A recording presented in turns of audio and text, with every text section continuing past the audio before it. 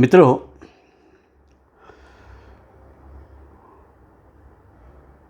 गद्य आणि पद्य हे दोन विभाग आपल्या अभ्यासक्रमात आहेत. पैकी गद्य विभागामध्ये एकूण 6 पाठ आहेत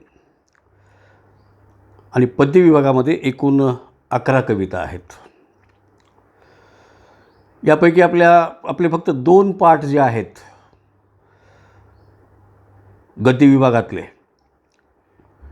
त्यापैकी एक आपण आज पाहूया. ठिणगी नावाची एक कथा आपल्या अभ्यासक्रमात आहे.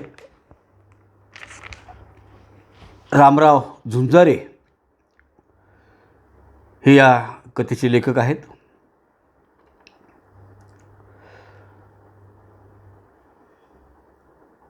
त्यांची जुलुमबेडी, कादंबरी, बोबंदवंडी, काळ्या माईची कहाणी हे कथासंग्रह प्रसिद्ध आहेत आणि झुंज हे त्यांचं आत्मकथन आहे. प्रस्तुत कथा जी आहे ती त्यांच्या काळ्या माईची कहाणी या कथासंग्रहातून आपल्या अभ्यासक्रमासाठी निवडलेली आहे. तिला आपण पाहूया. महिना चैत्र होता. पांझळ झाली होती. लिंबाच्या झाडांना कोवळ्या लिंबोळ्या लागल्या होत्या. त्या वाऱ्याच्या झुळकीमुळं रूपवती लळणांच्या कोमल कालातील लोलकं हलावेतच त्या हालत होत्या. मस्त आपल्याच तालात डुलत होत्या. ऊन मात्र लाही लाही तापत होतं. गोरगरिबांच्या देहाला पोळवत होतं. या तप्त उन्हामुळे त्यांचे चेहरे बाह्याच्या वाळलेल्या शेंगावानी पडले होते. अशा उन्हात धोंडनाक नावाचा एक वतनदार मांग गव्हाचे खळे दळे करून गहू घरात आणून टाकत होता. त्यामुळं तो एकदम समाधानी होता. लवणीच्या शेजी पाणी वाहिल्यामुळं झाडाच्या मुळ्या उघड्या पडाव्या तसं काबाड कष्ट करून त्याच्या तोंडावरचे हाडं स्पष्ट दिसत होते. गळ्याच्या गरसोळ्यावर तोंड काढल्या होत्या. त्याचं शिकून सवरून शहाणं झालेलं पोरगं विश्वभूषण डॉक्टर बाबासाहेब आंबेडकर या महामानवाची जयंती असल्यामुळे जांभळीला गावाकडं आलं होतं. तो MA द्वितीय वर्षात शिकत होता. तो महाशय परीक्षा देऊन मोकळा झाला होता. पुढच्या उज्ज्वल आयुष्याची डोळ्यात तेल टाकून वाट बघत होता. माणसासारखं जीवन जगता आलं पाहिजे असं त्याचं मन नारे देत होतं. बाप धोंडनाक थकून भागून घरी आला होता तेव्हा तो नाक खाजीत बोलायला लागला. बापू, तू आजपासून मानकी सोड. 33 कोटी देवांची फारकत घे तरच आपलीने आपल्या भोळ्या भाबड्या समाजाची प्रगती होणार आहे. वामन, तसं नव्ह रं. तुला नोकरी लागली की मी मानकीच्या कमरात कचकन लात मारून तिला जमिनीवर लोळवतो. थोडं दम धर की. समजा आज जर मानकी सोडली तर ह्या गावचे पाटील पांडे तुला आणि मला मारून आपलं घंगाळ करतील. बापू, उद्या मरायचं आज मरू, परंतु मानकी सोडावीच लागेल तुला. वामन, तुला नोकरी केव्हा लागणार ते मला आधी सांग. केव्हाही लागो, तुला आज मानकी सोडावीच लागणार. वामन, घोड्यावर बसून चालत नाही र. तुला आज नोकरी लागली की मी उद्या मानकी सोडतो. अरे मानकी म्हणजे काय? जी त्या माणसाला लागलेली वळंबाच होय रे. असं म्हणून धोंडीबा कोंडीबा पाटलाच्या मळ्यात गेला. तिथं गव्हाच्या काळाचा भाला मोठा हुडवा होता. बाजट ढेकणं लपून बसावे तसं त्यात बरेच गव्हाचे लोंबटं दळून बसले होते. त्यामुळे तो मनात मूर्खतेने हसत होता. 4-5 पायल्या गहू निघतील म्हणून तो खुशीत होता. या भयंकर खुशीत तो तरातरा चिंचे झाडाखाली गेला. ती बिचारी हिरवीगार डेरेदार होती. तिची मनाला भुरळ घालणारी गडद सावली एकदम थंड होती. त्यात गार सावलीत कोंडीबा पाटील फारीवर आडवा झाला होता. तिचा मनसोक्त आस्वाद घेत होता. तेव्हा धोंडीबा हात जोडून म्हणाला, पाटील, हायजाजी. राम राम. धोंड्या, तुझं पोरगं काय शिकाले रे? पाटील, मी अंगठा लावणारा माणूस आहे जी. मला काय बी कळत नाही जी. पोरगं शिकलं आहे परी काय शिकतं आहे हे मला ठावं नाही. धोंड्या, तुझं पोरगं मामलेदाराची परीक्षा देऊन आलं आहे म्हण रे. पाटील, मामलेदार म्हणजे काय हो? अरे येड्या, मामलेदार म्हणजे तालुक्याचा मालक. सारा इथून तिथून तितके तालुका त्याच्या हातात असतो म्हण. आणि गाडी बी असते त्याला, आणि नोकर चाकर बी असतात म्हण रे. पाटील, असं काय म्हणता? वामन मामलेदार होणार आहे होय? नाही जे, सरकार मागाच्या पोराला मामलेदार करू शकत नाही. जाऊ द्या, ते मी गव्हाचं काड मळून घ्यावं का म्हणून विचारत होतो. घे घे. पाटील, बैल कोणत्या वावरात आहेत जी? धोंड्या, बैल पाण्यावर गेलेत रे. ते आले की मळण लाव. खळं बी फिटून टिकऱ्या झाले, त्याच्यावर 4-5 घागरी पाणी टाकून नादर कर. पाटील, तुम्ही म्हणता तसं करतो. असं म्हणून धोंडीबा खळ्याकडं आला.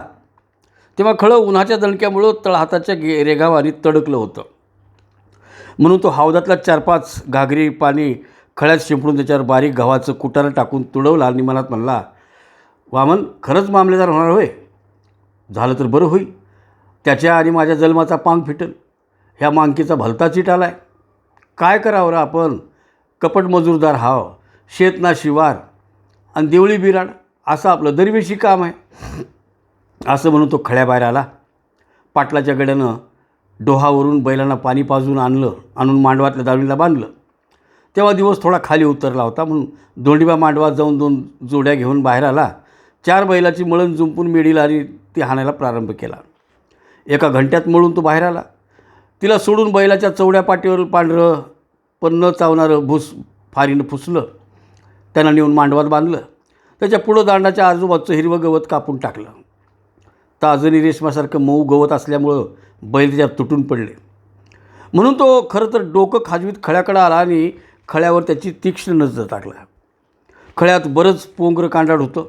ते त्यानं वेळूच्या काठीनं लोटीत खळ्याबाहेर काढलं आणि बारीक काढ रांगोळ्याला घोळून त्याची विल्हेवाट खळ्याबाहेर लावली.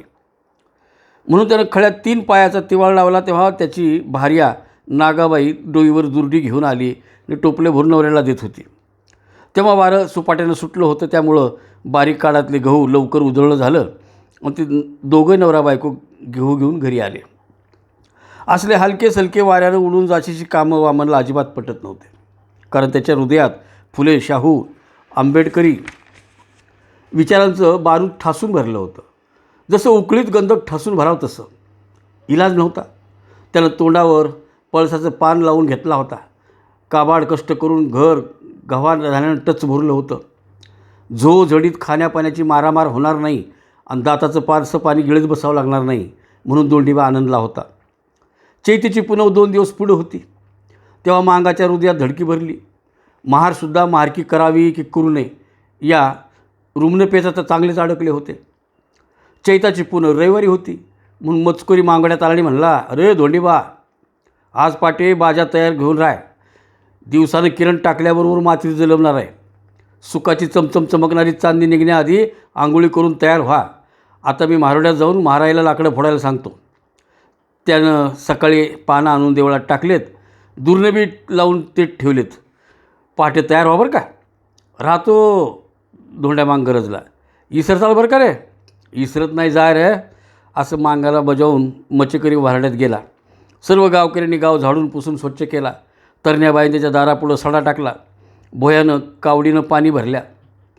पोरांनी मारुतीच्या देवळापुढं फरारे लावले. वाऱ्याच्या झुळकीमुळे ते फार वाजत होते. गावकऱ्यांचा गडद आनंद गावभर पसरवित होते. मांगावर झोपीनं मोहनी टाकू नये म्हणून मागणी पिटल्याचं पीठ दळत होत्या, तर काही गव्हाच्या कन्या भरडत गाणं म्हणत होत्या. नागाबाईच्या मंजुळ आवाजामुळं आणि पाटलाच्या महाभयंकर भीतीमुळं मांगाच्या डोळ्याला डोळा लागला नव्हता. त्यांनी मड्याला जागून काढा तसं अख्खी रात्र जागून काढली. 3:30 वाजले असावेत म्हणून मचकोरी वांगोड्यात आला. म्हणला, अरे धोंडी दादा, तयार झाला की नाही रे? कोंडीबा पाटलानं बाजा घेऊन मारुतीच्या देवळापुढे यायला सांगितलं आहे. सारं झालं रे. जाय उगा, हिंगा आम्ही तुझ्या मागं चालू. तसं नाही रे दादा, पाटलानं मला तुम्हाला पुढं घालून आणा मला सांगितलं आहे म्हणून म्हणला, चला जरा भेगीनं. अरे मचकोऱ्या, तुझ्या परीस आम्हाला लई काळजी आहे. आम्ही जरी वेळेवर नाही आलो तर आमची धडगत नाही. मजस्तोर आम्हाला मार खाऊन गाडगवर पाणी प्यावं लागेल. आम्ही पाटलाच्या माराला भिवून तू येणे आधीच तयार होऊन बसला. अरे गेलसाली हौसा येळेवर वाजवायला आला नाही तेव्हा कोंडीबा पाटलानं मारुती पुढच्या लिंबाच्या झाडाला बांधून चापकाने फटके मारले होते. त्याच्या अंगावर वळच्या वळ उमटले. काही शहाण्या सुरत्या पाटलानं त्याला झाडाचं सोडून मोकळं केलं तरी मी पाटलाचा राग केला काही शांत होत नव्हता. तेव्हा त्यानं हौसाला उघडं बंब करून त्याच्या अंगातोडाला वतलाचं काळं लावून त्याला गाडावर बसून फिरवलं. नुसतंच फिरवलं नाही तर त्याच्या गळ्यात खेटराची माळ बी घातली होती म्हणा. गंगा पापानं गडूळ झाली र, लेख हौसाची तमाशीवाली, असे बी नारे देत होते. तेव्हापासून आमच्या घरी कोणी मेलं तरी बी आम्ही मड्यावर पाय देऊन वाजवायला येतो. हे तुला ठाव आहे ना? मला सारं ठाव आहे र. बरं मग मी थोडं उभं आहे असं म्हणून धोंडीबा हौसाच्या घरी गेला. त्याला अगोदरच अद्दल घडल्यामुळे न्हावून धुवून तयार होता म्हणून त्यानं भुजामांगाच्या घरी गेला. ढोरासारखा मार खाऊ नये म्हणून त्यानंसुद्धा न्हावून धुवून तयार होता. शेवटी त्यानं शंभूमांगाच्या घरी गेला. त्यानं अगोदरच पाय आपटिलं की पळायचा माणूस असल्यामुळं हलकी घेऊन तयार होता. तेव्हा चौघांनी बाजा घेऊन मारुतीच्या पुढे येऊन उभे राहिले. तेव्हा कोंडीबा पाटील म्हणला, अरे धोंड्या सुरू करा रे बाजा. पाटील हिंग आता सुरू करतो असं म्हणून त्यानं बासनाचं जिव्हाळं तोंडात घेतलं, जसं मायनं थान मुलाला तोंडात घ्यावं तसं. शंभू मांग काकत हलकी आणि हातात टाळ्या काडी घेऊन तयार होता. भुजामांग मारुळीच्या कांड्यासारख्या काळासूर तोंडात घेऊन सज्ज होता. धोंडीबानं वायुसुतानं जुनं गाणं सुरू केलं. मांगाने तालात सुरात धडाकी बाजा केला. तेव्हा 5 वाजून गेले होते. बरेच लोक भजन तर काही लोक नाथाची भारूड म्हणत होते. तर काही जण सूर्यदेवाच्या आतुरतेने वाट बघत होते. तर काही लोक स्वतःला विसरून फटाके फोडत होते. तर काही जण उखळ्याचे वार उडवीत होते.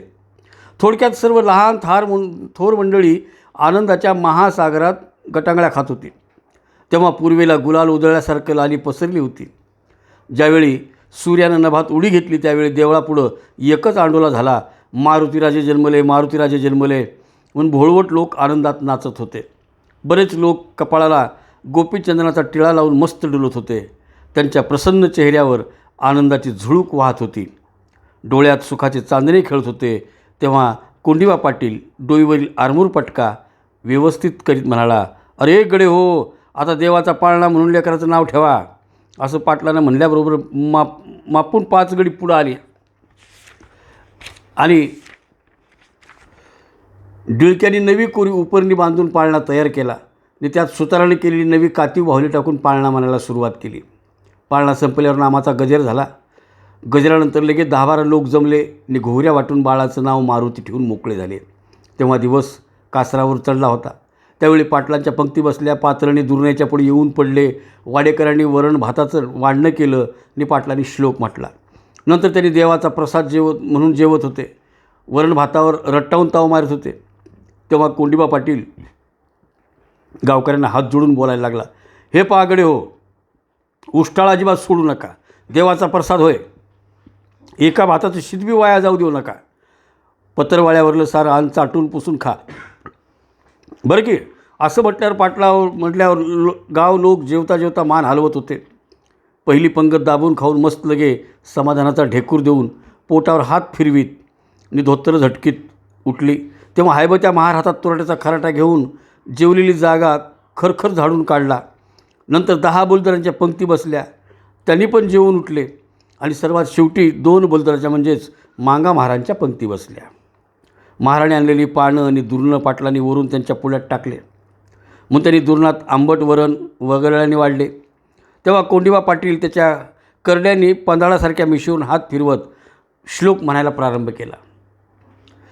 मारुती उडाले लंकेशी गेले, पद्मतळ्यात आंघोळी केले, स्वयंपाक झाला ऊन राशी, उठा मारुती बसा भोजनाशी, बोला गजानन महाराज की जय. वामनाला हा श्लोक अजिबात आवडला नाही. त्यानं तावानं जाग्यावरून उठला आणि श्लोकानंतर भीम भगवान की जय, शाहू महाराज की जय, महात्मा फुले की जय या 3 महानायकांच्या पवित्र नावाचा गजर केला. तेव्हा दगडी हृदयाचा कोंडीबा पाटील टकरीच्या हल्ल्याबत्रावा तसा बिथरला. डोळे लाल बुंद करून जबरदस्त शिवाय हसण्याला सुरुवात केली. अरे वामण्या, तुझ्या मरणाला फाटा फुटला र. या काशीच्या बैमानाने आणखीन लाखो करोडची इज्जत फाटक्यान तुटक्या सुपात घालून फडफडत पकडला र. एवढा मिजाज आहे तर मला ठावं नव्हतं. असं असतं तर मी तुला पंक्तीला बसूच दिलं नसतं. अरे बेन्या, तू कडूवाळी तोडीत जाशील र. अरे भडव्याच्या कानाखाली आवाज काढारं याची जेर करून आणली असं म्हटल्यावर पाटलानं म्हटल्याबरोबर एक शिवी हासळल्यावर 2-3 दाढीवाले गावगुंड धोतर कमरेत खोचून खमिसाच्या बाह्यावर करून आलेली तुडुंब ताशा बडवावा तसं वामनाला बडवून काढले. तेव्हा त्याच्या चेहऱ्यावर स्वाभिमानाचा झलक झळकत होती. कापरं भरल्यावर माणूस हलावा तसं गावगुंड रागाने वेडेपिशे झाले होते. म्हणून एका गावगुंडाने जबरदस्त डरकाळी फोडला. वामन्या, तू वकट्या तोंडानं भीमाचं नाव घेतला, तुझ्या या पांचट तोंडात आम्ही आता फिक्की मिरचीच घालणार आहेत. असं गावगुंडानं म्हटल्यावर कोंडीबा पाटलानं आंबेडकरी विचारानं ओतप्रेत भरलेल्या वामनाच्या तोंडात फिक्की मिरची भरला आणि जबरदस्त गाढवासारखी लात मारून त्याला हाकलून दिलं. तेव्हा मांगा महाराजच्या वर्णाभातात अनेक लोकांनी तडवलेला मातोळा मिसळला होता. त्यांची तोंडातून ब्र न काढता आपापल्या घरी आले, फक्त वामनाच्या एका ठिणगीमुळं. आणि कथा इथंच संपते. या कथेमध्ये कथालेखकाने जी कथा आपल्या समोर ठेवली, शब्दबद्ध केली,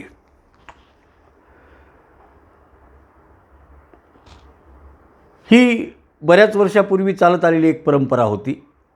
आज ती नाही आहे, मोठ्या प्रमाणामध्ये नाही आहे.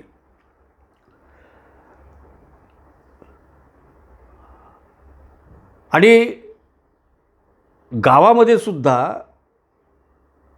एक जातीची उतरंड जी असते, गावचे पाटील, 12 बलुतेदार, आलुतेदार. पण या बलुतेदारामध्ये शेवटच्या 2 जाती ज्या आहेत तर महार आणि मांग आहेत. म्हणून या जेवणाच्या कार्यक्रमात आपण पाहिलं की पहिल्यांदा पाटील बसले,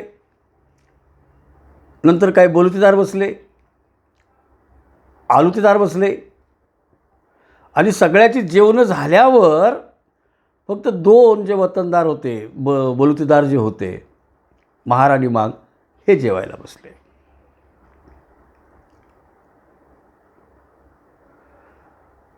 महारकी आणि मांगकी ही या देशातल्या जाती व्यवस्थेने निर्माण केलेले घटक. कुणी काय करायला पाहिजे, कुणी कोणतं काम करायला पाहिजे ही ठरवून दिलेली एक रूपरेषा, जी हलकी दर्जाची आणि मेहनतीची जी कामं आहेत त्या उरलेल्या शेवटच्या 2 जातींनी करायची. जसा उल्लेख केला की बाबा तू आता मांगकी सोडून दे. या कथेतला जो नायक आहे तो आपल्या वडिलांना म्हणतो की तू मांगकी सोडून दे, कारण तो शहरात गेला, MAची दुसरी परीक्षा म्हणजे द्वितीय वर्षाची परीक्षा देऊन तो परत आला. मग त्याचं वाचन झालेलं आहे, त्याला समाज कळलेला आहे, काय चांगलं आणि काय वाईट यातलं त्याला अंतर कळलेलं आहे. तर त्याचं म्हणणं असं आहे की आपण हे 33 कोटी देव सोडल्याशिवाय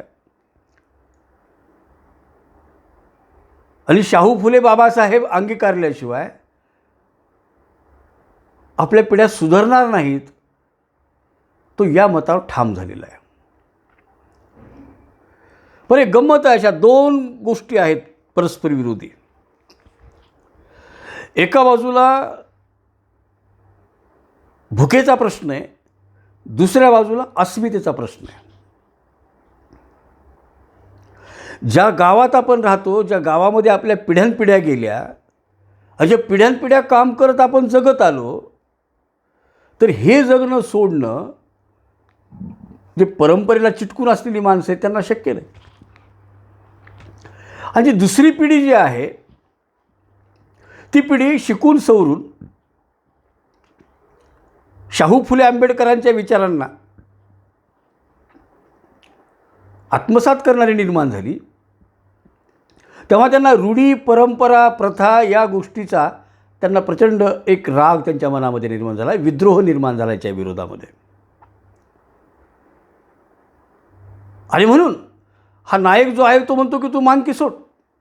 बापाला सांगतो आपल्या, तो म्हणतो नाही रे, तू फक्त नोकरीला तर लाग, मी लगेच कचकन अशी लात मारतो या मांगकीवर. कारण जोपर्यंत पोटाचा आधार आपल्या हातामध्ये येत नाही तोपर्यंत आपल्याला हे सोडता येत नाही. हे आयुष्याचं गणित या नायकाच्या वडिलांना माहीत आहे. कारण याच्याशिवाय दुसरा काही थाराच नाही ना, काही पर्यायच नाही आहे. त्याच्यामुळं त्याचे डोळे जे आहेत ते फक्त इकडं लागलेले आहेत. कुठं? की तो नोकरीला कधी लागतो. कारण पाटलांनी सुद्धा विचारलं की तुझा पोरगा काय शिकला आहे. तेव्हा नायकाच्या वडिलांना सांगावं लागतं की तर मला काय माहिती, मी अंगठी बहादर माणूस आहे. तेव्हा पाटील म्हणतो की तुझा पोरगा मामलेदार होणार आहे.